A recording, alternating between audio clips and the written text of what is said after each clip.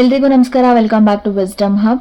ಯಾರೆಲ್ಲ ಇಲ್ಲಿವರೆಗೂ teacher ರೆಕ್ರೂಟ್ಮೆಂಟ್ಗೆ weight ಮಾಡ್ತಾ ಇದ್ರೆ ಅವ್ರಿಗೆ ಇದೊಂದು ಸುವರ್ಣ ಅವಕಾಶ ಅಂತ ಹೇಳ್ಬೋದು. ಯಾಕಂತಂದರೆ ಕ್ರೈಸ್ ಅಂಡರು 1087 ಪೋಸ್ಟ್ಗೆ KEA ಕಾಲ್ ಫಾರ್ಮ್ ಮಾಡಿದೆ. ಸೊ ಹಾಗಾದರೆ ಬನ್ನಿ ತಡ ಮಾಡದೆ ನೋಡೋಣ ಏನೆಲ್ಲ ಎಲಿಜಿಬಿಲಿಟೀಸ್ ಇದೆ, ಡಾಕ್ಯುಮೆಂಟ್ಸ್ ಏನೇನು ಬೇಕಾಗುತ್ತೆ, ಸ್ಯಾಲರಿ ಎಷ್ಟಿದೆ ಆ್ಯಂಡ್ ಯಾರೆಲ್ಲ ಈ ಜಾಬ್ಗೆ ಅಪ್ಲೈ ಮಾಡ್ಬೋದು ಅಂತ. ಇಲ್ಲಿ ನೋಡ್ತಾ ಇರ್ಬೋದು ನೀವು, ಕ್ರೈಸ್ ಅಂತಂದ್ರೆ ಕರ್ನಾಟಕ ವಸತಿ ಶಿಕ್ಷಣಗಳ ಸಂಸ್ಥೆ. ಇದರ ಅಧೀನದಲ್ಲಿ ಸುಮಾರಷ್ಟು ಸ್ಕೂಲ್ಗಳು ಬರುತ್ತೆ. ಕಿತ್ತೂರಾಣಿ ಚೆನ್ನಮ್ಮ ಆಗಿರ್ಬೋದು, ಅಟಲ್ ಬಿಹಾರಿ ವಾಜಪೇಯಿ ಆಗಿರ್ಬೋದು, ಮುರಾರ್ಜಿ ದೇಸಾಯಿ ಸ್ಕೂಲ್ಗಳಾಗಿರ್ಬೋದು. ಸೊ ಈ ಸ್ಕೂಲ್ಗಳಲ್ಲಿ ಟೀಚರ್ ರೆಕ್ರೂಟ್ಮೆಂಟ್ ನಡೀತಾ ಇದೆ.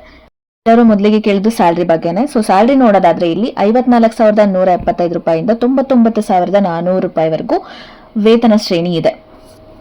ಇನ್ನು ವೇಕೆನ್ಸಿ ಬಗ್ಗೆ ನೋಡೋದಾದ್ರೆ ಟೋಟಲ್ ಆಗಿ 725 ಪೋಸ್ಟ್ಗಳು ನೇರ ನೇಮಕಾತಿಗೆ ಖಾಲಿ ಇದೆ ಆ್ಯಂಡ್ 42 ಬ್ಯಾಕ್ಲಾಗ್ ಸೀಟ್ಸ್ಗಳು ಖಾಲಿ ಇದೆ. ಅಂತಂದ್ರೆ ಹಿಂದೆ ಎಕ್ಸಾಮ್ ಮಾಡಿ ಫಿಲ್ ಆಗದಿರೋ ಸೀಟು 42 ಖಾಲಿ ಇದೆ. ಇದು ನಾನ್ HK ಕರ್ನಾಟಕ ಭಾಗದ್ದು. ಆ್ಯಂಡ್ ಕಲ್ಯಾಣ ಕರ್ನಾಟಕದಲ್ಲೂ 320 ಪೋಸ್ಟ್ಗಳು ಖಾಲಿ ಇದೆ. ಸೊ ಟೋಟಲ್ ಆಗಿ 1087 ಪೋಸ್ಟ್ಗಳು ಕಾಲ್ ಫಾರ್ಮ್ ಮಾಡಿರುವಂಥದ್ದು KEA ಥ್ರೂ. ಮೊದಲನೇದಾಗಿ ಕನ್ನಡ ಭಾಷಾ ಶಿಕ್ಷಕರು, ಇದರಲ್ಲಿ 103 ಪೋಸ್ಟ್ಗಳು ಖಾಲಿ ಇದೆ. ಇದರಲ್ಲಿ ಶೈಕ್ಷಣಿಕ ವಿದ್ಯಾರ್ಹತೆ ಏನು ಅಂತಂದ್ರೆ BA B.Ed ಇನ್ ಕನ್ನಡ, ಐಚ್ಛಿಕ ಸಬ್ಜೆಕ್ಟ್ ಆಗಿ ಕನ್ನಡನ ಓದಿರಬೇಕು. ಇದು ಮೇನ್ ಆಗಿ ವಿದ್ಯಾರ್ಹತೆ. ಯಾರ್ಯಾರು ಕನ್ನಡ ಟೀಚರ್ ಪೋಸ್ಟ್ಗೆ ಅಪ್ಲೈ ಮಾಡ್ತಿದ್ದೀರೋ ಅವರಿಗೆ. ಇನ್ನು ಆಂಗ್ಲ ಭಾಷಾ ಶಿಕ್ಷಕರು ಅಂದ್ರೆ ಇಂಗ್ಲಿಷ್ ಟೀಚರ್ಸ್ ಯಾರ್ಯಾರು ಅಪ್ಲೈ ಮಾಡ್ತಿದ್ದೀರೋ ಅವರು ಕೂಡ BA B.Ed ಇನ್ ಇಂಗ್ಲಿಷ್ ಮಾಡಿರಬೇಕು ಆ್ಯಂಡ್ ಐಚ್ಛಿಕವಾಗಿ ಇಂಗ್ಲಿಷ್ ಭಾಷೆಯಲ್ಲಿ ಅವರು ಪದವಿನ ಪಡೆದಿರಬೇಕು. ಯಾರೆಲ್ಲ ಇಂಗ್ಲಿಷ್ ಭಾಷಾ ಶಿಕ್ಷಕರಾಗಿ ಅಪ್ಲೈ ಮಾಡ್ತಿದ್ರೋ ಅವ್ರಿಗೆ ಈ ವಿದ್ಯಾರ್ಹತೆ ಮ್ಯಾಂಡೇಟರಿ ಆಗಿದೆ ಆ್ಯಂಡ್ ಎಲ್ಲರಿಗೂ B.Ed ಅಂತೂ ಮ್ಯಾಂಡೇಟರಿ ಇದೆ. ಇನ್ನು ನೆಕ್ಸ್ಟ್ ಹಿಂದಿ ಭಾಷಾ ಶಿಕ್ಷಕರು ನೋಡೋದಾದ್ರೆ ಕಲಾ ವಿಭಾಗದಲ್ಲಿ ಹಿಂದಿನ ಒಂದು ಐಚ್ಛಿಕ ಸಬ್ಜೆಕ್ಟ್ ಆಗಿ ತಗೊಂಡು ಈ ಪದವಿನ ಪೂರ್ಣಗೊಳಿಸಿರ್ಬೇಕು ಅಥವಾ ಹಿಂದಿ ಸ್ನಾತಕೋತ್ತರ ಪದವಿನ ಹೊಂದಿರೋರು ಕೂಡ ಈ ಹಿಂದಿ ಭಾಷಾ ಶಿಕ್ಷಕರ ಪೋಸ್ಟ್ಗೆ ಅಪ್ಲೈನ ಮಾಡ್ಬೋದಾಗಿದೆ. ಇನ್ನು ಮ್ಯಾಥಮೆಟಿಕ್ಸ್ ಟೀಚರ್ಸ್ ಅವ್ರ ಎಜುಕೇಶನಲ್ ಕ್ವಾಲಿಫಿಕೇಶನ್ ನೋಡೋದಾದ್ರೆ ಮ್ಯಾಥಮೆಟಿಕ್ಸ್ ಟೀಚರ್ಸ್ ಬಂದು ಮ್ಯಾಥಮೆಟಿಕ್ಸ್ ಪ್ಲಸ್ ಫಿಸಿಕ್ಸ್ ಇದೆರಡೂ ವಿಷಯ ಕಡ್ಡಾಯವಾಗಿರ್ಬೇಕು. ಅಂದ್ರೆ BSc ವಿಚ್ ಇನ್ಕ್ಲೂಡ್ಸ್ ಗಣಿತ ಹಾಗೂ ಭೌತಶಾಸ್ತ್ರ ಎರಡೂ ಇನ್ಕ್ಲೂಡ್ ಆಗಿರುವಂಥ ಸಬ್ಜೆಕ್ಟು. ಇದ್ರ ಜೊತೆಗೆ ರಸಾಯನಶಾಸ್ತ್ರ ಆಗಿರ್ಬೋದು, ಕಂಪ್ಯೂಟರ್ ಸೈನ್ಸ್ ಆಗಿರ್ಬೋದು, ಎಲೆಕ್ಟ್ರಾನಿಕ್ಸ್ ಆಗಿರ್ಬೋದು. ಸೊ ಇದರಲ್ಲಿ ಯಾವುದಾದ್ರೂ ಒಂದು ಇನ್ಕ್ಲೂಡ್ ಆಗಿದ್ರು ಸಾಕು. ಹಾಗೂ ಇದ್ರ ಜೊತೆಗೆ B.Ed ಕೂಡ ಕಂಪಲ್ಸರಿಯಾಗಿ ಕಂಪ್ಲೀಟ್ ಮಾಡಿರಬೇಕು ಗಣಿತ ಶಿಕ್ಷಕರ ಪೋಸ್ಟ್ಗೆ ಅಪ್ಲೈ ಮಾಡೋದಕ್ಕೆ. ಮತ್ತು ನೀವೇನಾದರೂ ಸೈನ್ಸ್ ಟೀಚರ್ ಹುದ್ದೆಗೆ ಏನಾದರೂ ಅಪ್ಲೈ ಮಾಡೋರಿದ್ರೆ ಇದರಲ್ಲಿ ಕೆಮಿಸ್ಟ್ರಿ ಕಡ್ಡಾಯವಾಗಿರುತ್ತೆ, ಅಂದರೆ ರಸಾಯನಶಾಸ್ತ್ರ ಕಡ್ಡಾಯವಾಗಿರುತ್ತೆ. ಅದ್ರ ಜೊತೆಗೆ ಝೂಯಾಲಜಿ ಅಥವಾ ಬಾಟ್ನಿ ಅಂದರೆ ಸಸ್ಯಶಾಸ್ತ್ರ ಅಥವಾ ಪ್ರಾಣಿಶಾಸ್ತ್ರ ಇದರಲ್ಲಿ ಯಾವುದಾದ್ರೂ ಒಂದು ಮ್ಯಾಂಡೇಟ್ರಿ. ಇದ್ರ ಜೊತೆಗೆ B.Ed ಅಂತೂ ಕಂಪಲ್ಸರಿಗೆ ಮಾಡಿರಲೇಬೇಕು. ಸೊ ಇದಿಷ್ಟು ಕಂಪ್ಲೀಟ್ ಇದ್ರೆ ನೀವು ಸೈನ್ಸ್ ಟೀಚರ್ ಹುದ್ದೆಗೆ ಅಪ್ಲೈನ ಮಾಡ್ಬೋದು. ಇನ್ನು ನಿಮ್ಮಲ್ಲಿ ಯಾರಾದರೂ ಸೋಷಿಯಲ್ ಸೈನ್ಸ್ ಟೀಚರ್ ಪೋಸ್ಟ್ಗೆ ಏನಾದರೂ ಅಪ್ಲೈ ಮಾಡೋರಿದ್ರೆ ಇದರಲ್ಲಿ ಇನ್ನು ಸ್ವಲ್ಪ ಆ್ಯಡ್ ಮಾಡಿದ್ದಾರೆ, ಅದ್ರ ಬಗ್ಗೆ ನೀವು ಗಮನ ಹರಿಸಬೇಕು. ಮೇಯ್ನ್ ಆಗಿ ಬಂದು ಹಿಸ್ಟ್ರಿ, ಅರ್ಥಶಾಸ್ತ್ರ, ರಾಜ್ಯಶಾಸ್ತ್ರ, ಸಮಾಜಶಾಸ್ತ್ರ ಹಾಗೂ ಭೂಗೋಳಶಾಸ್ತ್ರ. ಈ ಇಷ್ಟರಲ್ಲೂ ಯಾವುದಾದ್ರೂ 2 ಸಬ್ಜೆಕ್ಟ್ನ ನೀವು ಪದವಿಲಿ 2 ಕಾಂಬಿನೇಷನ್ ಆಗಿ ನೀವು ಪದವಿನ ಪೂರ್ಣಗೊಳಿಸಿರಬೇಕು. ಆ್ಯಂಡ್ ನಿಮಗೆಲ್ಲ ಗೊತ್ತಿದೆ B.Ed ಕೂಡ ಮ್ಯಾಂಡೇಟ್ರಿ ಇದೆ. ಆ್ಯಂಡ್ ಇದರಲ್ಲಿ ಒನ್ ಮೋರ್ ಇಂಪಾರ್ಟೆಂಟ್ ಥಿಂಗ್ ಏನು ಅಂತಂದರೆ ನೀವು ಇಂಗ್ಲಿಷ್ ಮೀಡಿಯಮಲ್ಲೇ ಪದವಿನ ಪೂರ್ಣಗೊಳಿಸಿರಬೇಕು. ಅಕಸ್ಮಾತ್ ನೀವೇನಾದರೂ ಕನ್ನಡ ಮೀಡಿಯಮಲ್ಲಿ ಪದವಿನ ಪೂರ್ಣಗೊಳಿಸಿದ್ರಿ ಅಂತಂದರೆ ನೀವು ಭಾಷಾವಾರು ಹುದ್ದೆಗಳೇನಿದೆ ಆ ಪೋಸ್ಟ್ಗೆ ಅಪ್ಲೈ ಮಾಡ್ಬೋದು. ನೀವು ಏನಕ್ಕೆ ಇಂಗ್ಲಿಷ್ ಮೀಡಿಯಮೇ ಬೇಕು ಈ ಪೋಸ್ಟ್ಗೆ ಅಪ್ಲೈ ಮಾಡೋದಕ್ಕೆ ಅಂತಂದರೆ ಎಲ್ಲ ವಸತಿ ಶಾಲೆಗಳು ಬಂದು ಆಂಗ್ಲ ಮಾಧ್ಯಮದಲ್ಲಿ ನಡೀತಿರೋದ್ರಿಂದ ಸಮಾಜ ವಿಜ್ಞಾನ ಶಿಕ್ಷಕರ ಹುದ್ದೆಗೆ ಅರ್ಜಿ ಸಲ್ಲಿಸೋ ಅಭ್ಯರ್ಥಿಗಳು ಕೂಡ ಇಂಗ್ಲಿಷ್ ಮಾಧ್ಯಮದಲ್ಲೇ ವ್ಯಾಸಂಗ ಮಾಡಿರಬೇಕು ಅಂತ ನೋಟಿಫಿಕೇಶನ್ ಬಂದಿದೆ. ನೀವೇನಾದರೂ ಕಂಪ್ಯೂಟರ್ ಸೈನ್ಸ್ ಶಿಕ್ಷಕರಾಗಬೇಕು ಅಂತ ಅನ್ಕೊಂಡಿದ್ರೆ BE ಅಥವಾ B.Tech ಇನ್ ಕಂಪ್ಯೂಟರ್ ಸೈನ್ಸ್ ಮಾಡಿರಬೇಕು ಅಥವಾ BCA ಆಗಿದ್ರೂ ಆಗುತ್ತೆ. ಆ್ಯಂಡ್ BSc ಕಂಪ್ಯೂಟರ್ ಸೈನ್ಸ್ ಮಾಡಿದವರು ಕೂಡ ಈ ಪೋಸ್ಟ್ಗೆ ಅಪ್ಲೈ ಮಾಡ್ಬೋದು. ನೀವೇನಾದರೂ ದೈಹಿಕ ಶಿಕ್ಷಣ ಅಂದರೆ ಫಿಸಿಕಲ್ ಎಜುಕೇಷನ್ ಟೀಚರ್ ಆಗಬೇಕು ಅಂತ ಅನ್ಕೊಂಡಿದ್ರೆ ಯಾವುದೇ ಡಿಗ್ರಿ ಮಾಡಿರೋರು ಕೂಡ ಈ ಪೋಸ್ಟ್ಗೆ ಅಪ್ಲೈ ಮಾಡ್ಬೋದು. ಅದ್ರ ಜೊತೆಗೆ ಬ್ಯಾಚುಲರ್ಸ್ ಇನ್ ಫಿಸಿಕಲ್ ಎಜುಕೇಷನ್ ಕಂಪಲ್ಸರಿಯಾಗಿ ಕಂಪ್ಲೀಟ್ ಆಗಿರಬೇಕು. ಇನ್ನು ಹೆಚ್ಚುವರಿ ಅರ್ಹತೆಗಳನ್ನ ನೋಡೋದಾದ್ರೆ ಯಾರೆಲ್ಲ ಭಾಷಾ ಶಿಕ್ಷಕರಿದ್ದಾರೆ ಅಂದರೆ Kannada, English, Hindi, maths, science, social ಈ ಟೀಚರ್ಸ್ ಏನೇನಿದ್ದಾರೆ ಈ ಪೋಸ್ಟ್ಗೆ ಅಪ್ಲೈ ಮಾಡೋರು ಯಾರಿದ್ದಾರೆ ಅವರೆಲ್ಲರೂ ಕೂಡ TET ಅಥವಾ ಸೆಂಟ್ರಲ್ TET ಎಕ್ಸಾಮ್ನ ಕ್ಲಿಯರ್ ಮಾಡಿರಬೇಕು. ಕ್ಲಿಯರ್ ಮಾಡಿರೋ ಅಭ್ಯರ್ಥಿಗಳಷ್ಟೇ ಈ ಪೋಸ್ಟ್ಗೆ ಅಪ್ಲೈ ಮಾಡಬಹುದಾಗಿರುತ್ತೆ. ಮತ್ತು ನೀವೇನಾದರೂ ಕಂಪ್ಯೂಟರ್ ಸೈನ್ಸ್ ಶಿಕ್ಷಕರ ಹುದ್ದೆಗೆ ಅಪ್ಲೈ ಮಾಡಿದರೆ ನಿಮಗೆ ಯಾವುದೇ ಥರನಾದ B.Ed ಅಥವಾ TET ಕಡ್ಡಾಯವಾಗಿ ಇರೋದಿಲ್ಲ.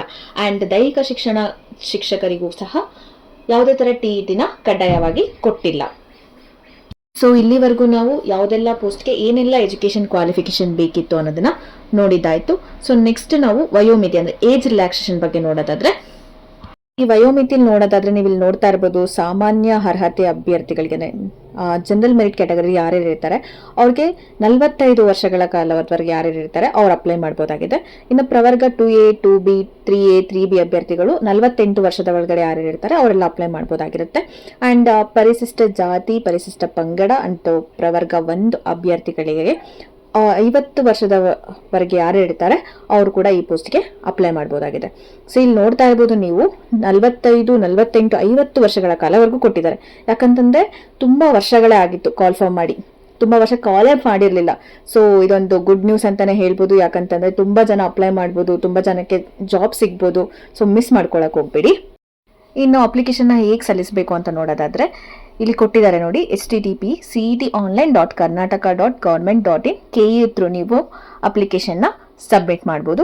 ನಾನು ಈ ಲಿಂಕ್ನ ಡಿಸ್ಕ್ರಿಪ್ಷನಲ್ಲಿ ಕೂಡ ಕೊಟ್ಟಿರ್ತೀನಿ. ನಿಮ್ಗೆ ಏನಾದರೂ ಅಪ್ಲೈ ಮಾಡಬೇಕು ಅಂತಂದರೆ ಡೈರೆಕ್ಟಾಗಿ ಆ ಲಿಂಕ್ನ ಓಪನ್ ಮಾಡಿ, ಅಥವಾ ನೀವು KEಗೆ ಡೈರೆಕ್ಟಾಗಿ ಹೋಗಿ ಅಲ್ಲೂ ಕೂಡ ಅಪ್ಲೈನ ಮಾಡ್ಬೋದಾಗಿರುತ್ತೆ. And one more important thing ಏನು ಅಂತಂದರೆ, ಇಲ್ಲಿ ನೀವೇನಾದರೂ ಒಂದ್ಸತಿ ಅಪ್ಲಿಕೇಶನ್ನ ಸಬ್ಮಿಟ್ ಮಾಡಿದ್ರಿ ಅಂತ ಆದರೆ ನೀವು ಅದರಲ್ಲಿರೋ ಇನ್ಫಾರ್ಮೇಷನ್ನ ಯಾವುದೇ ಕಾರಣಕ್ಕೂ ಚೇಂಜ್ ಮಾಡೋದಕ್ಕೆ ಅವಕಾಶ ಇರೋದಿಲ್ಲ. ಸೊ ಹಾಗಾಗಿ ಎಲ್ಲ ಅಭ್ಯರ್ಥಿಗಳು ಕೂಡ ನೀಟಾಗಿ ನೋಟಿಫಿಕೇಷನ್ನ ಓದಿ ಅದಾದಮೇಲೆ ಅಪ್ಲಿಕೇಶನ್ನ ಸಬ್ಮಿಟ್ ಮಾಡಿ. ಆ್ಯಂಡ್ ಇನ್ನು ಇಂಪಾರ್ಟೆಂಟ್ ಡೇಟ್ಸ್ ನಿಮ್ಮ ತಲೆಯಲ್ಲಿ ಇರಬೇಕು. ಅಪ್ಲಿಕೇಶನ್ ಸ್ಟಾರ್ಟ್ ಆಗ್ತಿರೋದು ಇವತ್ತಿಂದಾನೆ. ಸೊ ಇವತ್ತೇ ಎಲ್ಲರೂ ಅಪ್ಲೈ ಮಾಡೋದಕ್ಕೆ ಶುರು ಮಾಡಿ. ಇನ್ನು ಕೊನೆ ದಿನಾಂಕ ಬಂದು ಮುಂದಿನ ತಿಂಗಳು 13ನೇ ತಾರೀಕು ಅಪ್ಲಿಕೇಶನ್ನ ಸಬ್ಮಿಟ್ ಮಾಡೋದಕ್ಕೆ ಲಾಸ್ಟ್ ಡೇಟ್ ಆಗಿರುತ್ತೆ. ಆ್ಯಂಡ್ ಪೇಮೆಂಟ್ನ ನೀವು ಪೇ ಮಾಡೋದಕ್ಕೆ ಕೊನೆ ದಿನ ಬಂದು ಮುಂದಿನ ತಿಂಗಳು 14ನೇ ತಾರೀಕು. ಅಂದರೆ ನೀವು ಕೊನೆ ದಿನಾಂಕ ಅಪ್ಲಿಕೇಶನ್ ಸಬ್ಮಿಟ್ ಮಾಡೋದಕ್ಕೆ ಯಾವುದಿರುತ್ತೆ 13th ಆದಮೇಲೆ 14th ಲಾಸ್ಟ್ ಡೇಟು ನಿಮ್ಮ ಪೇಮೆಂಟ್ಸ್ ಎಲ್ಲ ಪೇ ಮಾಡೋದಕ್ಕೆ. ಸೊ ಈ ಡೇಟ್ಸ್ನ ಮಿಸ್ ಮಾಡ್ದಂಗೆ ನೋಟ್ ಮಾಡ್ಕೊಂಡು ಇಟ್ಕೊಳ್ಳಿ ಆ್ಯಂಡ್ ಕರೆಕ್ಟ್ ಟೈಮ್ಗೆ ಅಪ್ಲೈ ಮಾಡಿ. ಇನ್ನು ವೇತನ ಶ್ರೇಣಿ ಎಷ್ಟಿರುತ್ತೆ, ಸ್ಯಾಲ್ರಿ, ನಿಮ್ಮ ಸ್ಯಾಲ್ರಿ ಎಷ್ಟು ಅನ್ನೋದ್ರ ಬಗ್ಗೆ ನೋಡೋದಾದ್ರೆ, ಕಾಯಂ ಪೂರ್ವ ಅವಧಿ ಅಂತಂದ್ರೆ ನಿಮ್ಮನ್ನ ಪರ್ಮನೆಂಟ್ ಮಾಡಿಕೊಳ್ಳೋದಕ್ಕಿಂತ ಮುಂಚೆ ಎಲ್ಲ ಅಭ್ಯರ್ಥಿಗಳು, ಅಂದ್ರೆ ಈ ನೇರ ನೇಮಕಾತಿ ಮೂಲಕ ಆಯ್ಕೆ ಆಗಿರೋ ಅಭ್ಯರ್ಥಿಗಳು ಏನಿರ್ತಾರೆ ಆ ಎಲ್ಲ ಅಭ್ಯರ್ಥಿಗಳು ಕೂಡ 2 ವರ್ಷ ಬಂದು ಕಾಯಂ ಪೂರ್ವ ಅವಧಿಯಲ್ಲಿ ಇರ್ತಾರೆ. ಅಂದ್ರೆ ಪರ್ಮನೆಂಟ್ ಮಾಡ್ಕೊಳ್ಳೋದಕ್ಕಿಂತ ಮುಂಚೆ 2 ವರ್ಷ ಕಾಯಂ ಪೂರ್ವ ಅವಧಿಯಲ್ಲಿ ಸೇವೆನ ಸಲ್ಲಿಸಬೇಕಾಗತ್ತೆ. ಆ್ಯಂಡ್ ಇನ್ನು ವೇತನ ಶ್ರೇಣಿ ನಾನು ಆಗಲೇ ಹೇಳಿರೋ ಥರ 54,175 ರೂಪಾಯಿಂದ 99,400 ರೂಪಾಯಿವರೆಗೂ ನಿಮ್ಮ ವೇತನ ಶ್ರೇಣಿ ಇರುತ್ತೆ. ಅಂದರೆ ವರ್ಷದಿಂದ ವರ್ಷಕ್ಕೆ ನಿಮಗೆ ಇನ್ಕ್ರಿಮೆಂಟ್ ಸಿಗ್ತಾ ಹೋಗುತ್ತೆ. ಇನ್ನು ಪೆನ್ಷನ್, KGID, PF ಯೋಜನೆಗಳ ಬಗ್ಗೆ ನೋಡೋದಾದ್ರೆ, ಕ್ರೈಸ್ ಒಂದು ಸೆಮಿ ಗವರ್ಮೆಂಟ್ ಅಂಡರ್ ಬರೋದ್ರಿಂದ ನಿಮ್ಗಿಲ್ಲಿ ಯಾವುದೇ KGID ಮತ್ತೆ PF ಯೋಜನೆ ಇರೋದಿಲ್ಲ. ಆದ್ರೆ ರಾಷ್ಟ್ರೀಯ ಪಿಂಚಣಿ ಯೋಜನೆ ಅಂದ್ರೆ ನ್ಯಾಷನಲ್ ಪೆನ್ಷನ್ ಸ್ಕೀಮ್ ಏನಿದೆ ಆ ಸೌಲಭ್ಯ ನಿಮಗೆ ಇದರಲ್ಲಿ ಸಿಗುತ್ತೆ.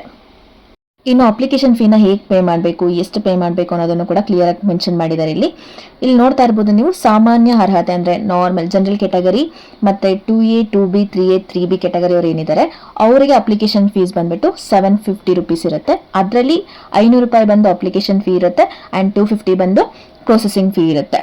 ಇನ್ನು ನೆಕ್ಸ್ಟ್ ಪರಿಶಿಷ್ಟ ಜಾತಿ, ಪಂಗಡ, ಪ್ರವರ್ಗ 1, ಮಾಜಿ ಸೈನಿಕ ಅಥವಾ ತೃತೀಯ ಲಿಂಗ ಅಭ್ಯರ್ಥಿಗಳು ಯಾರು ಇರ್ತಾರೆ ಅವ್ರಿಗೆ ಬಂದ್ಬಿಟ್ಟು ₹500 ಇರುತ್ತೆ ಅಪ್ಲಿಕೇಶನ್ ಫೀ.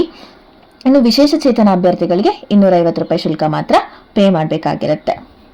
ಆ್ಯಂಡ್ ಇಲ್ಲಿ ಒನ್ ಮೋರ್ ಇಂಪಾರ್ಟೆಂಟ್ ಥಿಂಗ್ ಏನು ಅಂತ ಅಂದರೆ, ನೀವೇನಾದರೂ ಒಂದಕ್ಕಿಂತ ಜಾಸ್ತಿ ಪೋಸ್ಟ್ಗಳಿಗೆ ಅಪ್ಲೈ ಮಾಡ್ತಿದ್ದೀರಾ ಅಂತ ಆದರೆ ನೀವು ಪ್ರತಿ ಹುದ್ದೆಗೂ, ಅಂದರೆ ಒಂದಕ್ಕಿಂತ ಜಾಸ್ತಿ ಎಷ್ಟು ಅಪ್ಲೈ ಮಾಡ್ತೀರೋ ಆ ಹೆಚ್ಚುವರಿ ಹುದ್ದೆಗೆ ಪ್ರತಿ ಸರಿನೂ 100 ರೂಪಾಯಿ ಎಕ್ಸ್ಟ್ರಾನ ಪೇ ಮಾಡಬೇಕಾಗಿರುತ್ತೆ. ಸೊ ನೆಕ್ಸ್ಟ್ ನಾವು ಸ್ಪರ್ಧಾತ್ಮಕ ಪರೀಕ್ಷಾ ವಿಧಾನ ಹೇಗಿರುತ್ತೆ ಅನ್ನೋದ್ರ ಬಗ್ಗೆ ನೋಡೋದಾದ್ರೆ, ನಾನು ಇಲ್ಲಿವರೆಗೂ ಹೇಳಿದ ಅಷ್ಟು ಹುದ್ದೆಗಳಿಗೆ ಆಫ್ಲೈನ್ OMR ಮಾದರಿ ಎಕ್ಸಾಮ್ ಇರುತ್ತೆ. ಆ್ಯಂಡ್ ಈ ಎಕ್ಸಾಮ್ ಬಂದು ರಾಜ್ಯದ ಆಯ್ದ ಜಿಲ್ಲೆಗಳಲ್ಲಿ ಸೆಂಟರ್ಸ್ ಇರುತ್ತೆ, ಎಕ್ಸಾಮ್ ಸೆಂಟರ್ಸ್ ಇರುತ್ತೆ. ಆ ಎಕ್ಸಾಮ್ ಸೆಂಟರ್ಸಲ್ಲಿ ಈ ಎಕ್ಸಾಮ್ನ ನಡೆಸಲಾಗುತ್ತೆ. ಸೆಂಟರ್ ಡೀಟೇಲ್ಸ್ನ ಲೇಟಾಗಿ ಅನೌನ್ಸ್ ಮಾಡ್ತಾರೆ, ಅದು KEA ವೆಬ್ಸೈಟಲ್ಲೇ ಅನೌನ್ಸ್ ಮಾಡ್ತಾರೆ. ನೀವು ಅಲ್ಲಿಂದ ನಿಮ್ಮ ಆಲ್ ಟಿಕೆಟ್ನ ಡೌನ್ಲೋಡ್ ಮಾಡ್ಕೊಬೇಕಾಗತ್ತೆ. ಅಲ್ಲಿ ಡೌನ್ಲೋಡ್ ಮಾಡಿಕೊಂಡು ನೀವು ಎಕ್ಸಾಮ್ಗೆ ಹೋಗೋಕ್ಕಿಂತ ಮುಂಚೆ, ಸೆಂಟರ್ಗೆ ಹೋಗೋಕ್ಕಿಂತ ಮುಂಚೆ ಯಾವುದಾದ್ರೂ ಒಂದು ಮೂಲ ಗುರುತಿನ ಚೀಟಿನ ತೊಗೊಂಡೋಗ್ಬೇಕಾಗತ್ತೆ. ಅಂದರೆ PAN ಕಾರ್ಡ್ ಆಗಿರ್ಬೋದು, ಆಧಾರ್ ಕಾರ್ಡ್, ಪಾಸ್ಪೋರ್ಟ್, ಇದರಲ್ಲಿ ಯಾವುದಾದ್ರೂ ಒಂದು ಕಾರ್ಡ್ನ ನೀವು ಕ್ಯಾರಿ ಮಾಡೋದು ಕಂಪಲ್ಸರಿ ಆಗಿರುತ್ತೆ. ಕನ್ನಡ ಭಾಷಾ ಪರೀಕ್ಷೆ ಅಂತಂದರೆ 10th ಮತ್ತು PU ಅಲ್ಲಿ ಫಸ್ಟ್ ಅಥವಾ ಸೆಕೆಂಡ್ ಲ್ಯಾಂಗ್ವೇಜ್ ಆಗಿ ಯಾರ್ಯಾರು ಕನ್ನಡ ಓದಿರಲ್ವೋ ಆ ಕ್ಯಾಂಡಿಡೇಟ್ಸು ಈ ಎಕ್ಸಾಮ್ನ ಬರೀಬೇಕಾಗಿರುತ್ತೆ. ಇಫ್ ಇನ್ ಕೇಸ್ ನೀವೇನಾದರೂ ಓದಿದ್ರೆ ಈ ಎಕ್ಸಾಮ್ ನೆಸೆಸಿಟಿ ಇರೋದಿಲ್ಲ. ಯಾರೆಲ್ಲ ಓದಿರಲ್ವೋ ಅವರಿಗೆ ಈ ಎಕ್ಸಾಮ್ನ ಕಡ್ಡಾಯವಾಗಿ ಬರೀಬೇಕಾಗಿರುತ್ತೆ. ಈ ಕನ್ನಡ ಭಾಷಾ ಪರೀಕ್ಷೆಯಲ್ಲೂ ಇದೊಂದು ಮಲ್ಟಿಪಲ್ ಚಾಯ್ಸ್ ಕ್ವೆಶನ್ ಎಕ್ಸಾಮ್ ಆಗಿದ್ದು ಟೋಟಲ್ ಆಗಿ 150 ಅಂಕಗಳನ್ನ ಒಳಗೊಂಡಿರುತ್ತೆ. ಅದರಲ್ಲಿ ನೀವು ಕನಿಷ್ಠ ಅಂದ್ರೂ 50 ಮಾರ್ಕ್ಸ್ನ ತಗೋಬೇಕು. ನೀವೇನಾದರೂ ಈ ಎಕ್ಸಾಮ್ಗೆ ಅಬ್ಸೆಂಟ್ ಆದರೆ ಅಥವಾ ಮಿನಿಮಮ್ 50 ಮಾರ್ಕ್ಸ್ಗಿಂತ ಕಡಿಮೆ ಬಂದರೆ ನೆಕ್ಸ್ಟ್ ಯಾವುದೇ ಎಕ್ಸಾಮ್ಗೆ ನೀವು ಎಲಿಜಿಬಲ್ ಆಗೋದಕ್ಕೆ ಸಾಧ್ಯ ಆಗೋದಿಲ್ಲ. ಇನ್ನು ಪೇಪರ್ 1 ಬಂದು ಜನರಲ್ ನಾಲೆಡ್ಜ್ ಪೇಪರ್ ಆಗಿರುತ್ತೆ. ಈ ಪೇಪರ್ ಬಂದು ಎಲ್ಲ ಕ್ಯಾಂಡಿಡೇಟ್ಸ್ಗೂ ಸೇಮ್ ಪೇಪರ್ ಆಗಿರುತ್ತೆ. ಇದರಲ್ಲಿ ಕರೆಂಟ್ ಅಫೇರ್ಸು ಮತ್ತು ಜನರಲ್ ನಾಲೆಡ್ಜ್ ಕ್ವೆಶನ್ಸ್ನ ಇನ್ಕ್ಲೂಡ್ ಆಗಿರುತ್ತೆ. ಇದರಲ್ಲಿ ಟೋಟಲ್ ಆಗಿ 100 ಕ್ವೆಶನ್ಸ್ ಇರುತ್ತೆ ಆ್ಯಂಡ್ 100 ಮಾರ್ಕ್ಸ್ಗೆ 2 ಗಂಟೆಗಳ ಕಾಲ ಈ ಎಕ್ಸಾಮ್ನ ನಡೆಸಲಾಗುತ್ತೆ.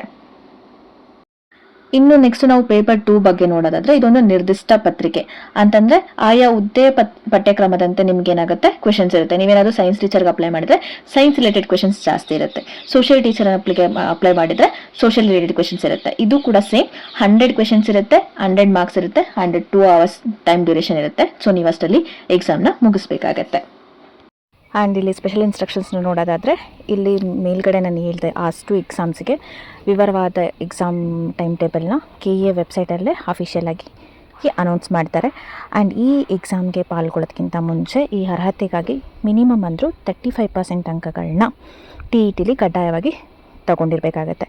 ಯಾರೆಲ್ಲ 35%ಗಿಂತ ಕಡಿಮೆ ಇರ್ತಾರೆ ಆ ಅಭ್ಯರ್ಥಿಗಳು ಈ ಎಕ್ಸಾಮ್ಗೆ ಅಪ್ಲೈ ಮಾಡೋದಕ್ಕೆ ಆಗೋದಿಲ್ಲ. ಆ್ಯಂಡ್ ಇನ್ನೊಂದು ಇಂಪಾರ್ಟೆಂಟ್ ವಿಷಯ ಏನು ಅಂತಂದರೆ ಇದರಲ್ಲಿ ನೆಗೆಟಿವ್ ವ್ಯಾಲ್ಯೂಯೇಷನ್ ಇರುತ್ತೆ. ಅಂತಂದರೆ 0.25 ಮಾರ್ಕ್ಸ್ನ ನಿಮ್ದೇನಾದರೂ ಒಂದು ಕ್ವೆಶನ್ ರಾಂಗ್ ಆಯಿತು ಅಂತಂದರೆ ಅದರಲ್ಲಿ 0.2 ಮಾರ್ಕ್ಸ್ನ ತೆಗಿತಾರೆ. ಅಂದರೆ 4 ಕ್ವೆಶನ್ನಿಂದ ರಾಂಗ್ ಆಗಿದ್ದು ಒಂದು ಕ್ವೆಶನ್ ಏನಾದರೂ ಕರೆಕ್ಟ್ ಆಗಿತ್ತು ಅಂತಂದರೆ ಆ ಒಂದು ಕ್ವೆಶನ್ ಕರೆಕ್ಟ್ ಆಗಿರೋ ಮಾರ್ಕ್ಸ್ನು ಕೂಡ ಇಲ್ಲಿ ಹೋಗುತ್ತೆ. ಅದ್ರ ಜೊತೆಗೆ ಇನ್ನೊಂದು ಅಪ್ಡೇಟ್ ಏನಂತಂದರೆ OMR ಶೀಟಲ್ಲಿ ಯೂಶಲಿ ABCD ಅಂತ 4 ಸರ್ಕಲ್ಸ್ ಇರುತ್ತೆ. ಆದರೆ ಈ ಸರಿ 5ನೇ ಸರ್ಕಲ್ ಅಂದರೆ ABCDE ಅಂತ ಕೂಡ 5th ಸರ್ಕಲ್ ಇರುತ್ತೆ. ಅಕಸ್ಮಾತ್ ನೀವೇನಾದರೂ ಆನ್ಸರ್ ಮಾಡ್ತಿಲ್ಲ ಆ ಕ್ವೆಶನ್ಗೆ, ಆ ಪರ್ಟಿಕ್ಯುಲರ್ ಕ್ವೆಶನ್ಗೆ ಅಂತಂದರೆ ನೀವು ಆ 5th ಡಾಟ್ನ ಫಿಲ್ ಮಾಡಬೇಕಾಗತ್ತೆ.